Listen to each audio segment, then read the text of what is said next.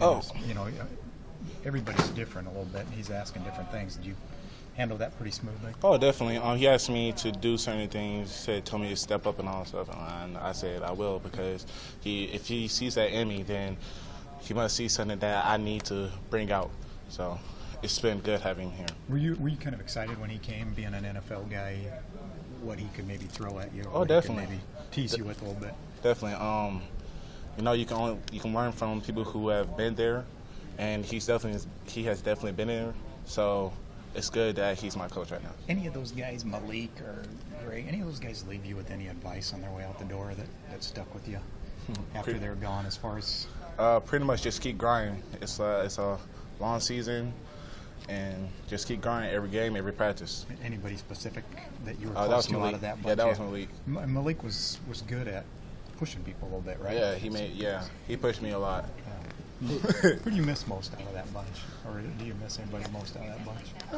I miss all of them pretty much, but I got new teammates now. We got a new defensive line. We got a new coach, and it's all good. Hey, this will be year 2 for you at defensive end now. I mean, what areas do you expect to make the biggest jumps in now that you've played this position for this will be your second season?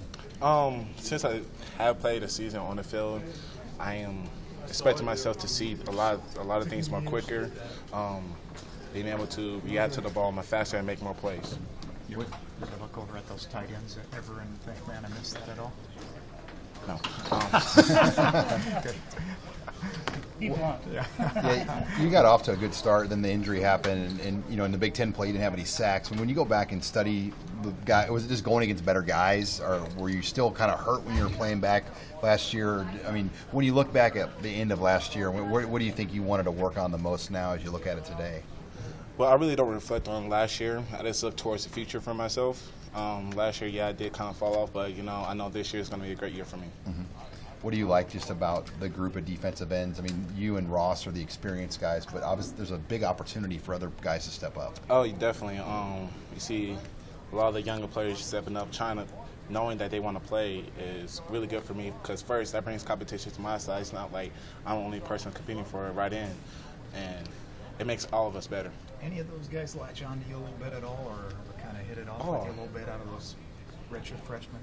Oh, yeah, pretty much all the youngies. Like, everybody who come out the redshirt, or even the young freshmen, they come in, I tell them I'm watching film, they're like, all right, let me come with you. I'm like, sure. Is that a little funny? I mean, they're only a year younger than you, that they're looking to you or they're asking you? Yeah, it's kind of weird. I'm like, I only played defensive end for a year, but, you can learn a lot in a year, that's what I can say. Any one of those guys, I mean, who's made the jump? If you say, this is the guy after me and Ross that's made the jump, who would be the guy today? I can't tell you. Everybody's playing at such a high level. I can't say such a person is just showing out. Everybody is pretty much all the defensive ends are playing at a really high level, and you can see it on the field, and it's really exciting. You should be a politician. That was a good political answer there. You don't want to have a bunch of guys mad at you in the locker room, do you?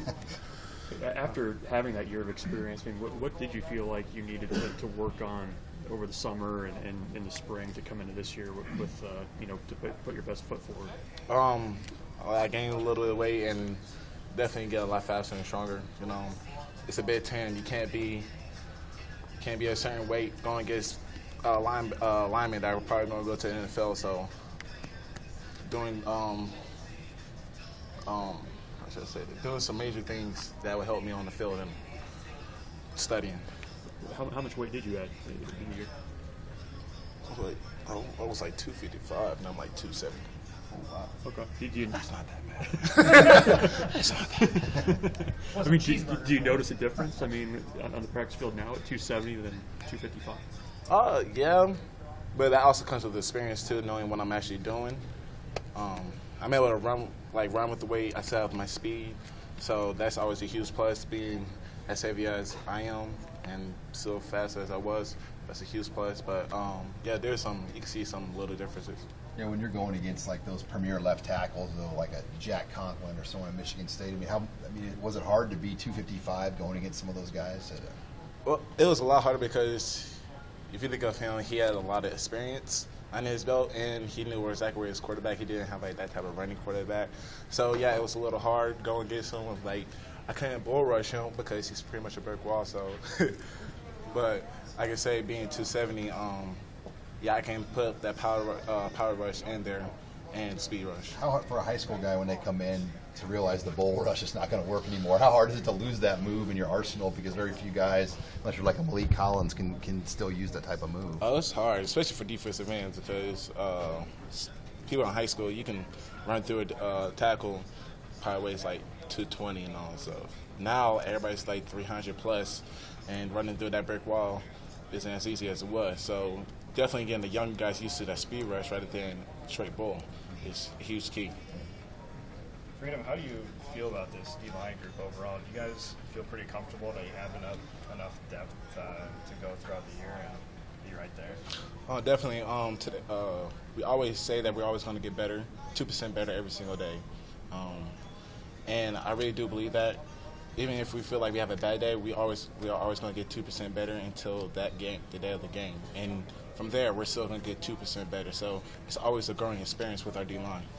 How much has Coach Perrell emphasized the need for you guys to stay healthy this fall? Oh, it's key. You know, he preaches afterwards, but he says, Koto, foam roll, stay healthy. You know, that's a huge key. In playing in the NFL as long as he has too. He probably did a lot of treatment stuff, so he knows what he's talking about.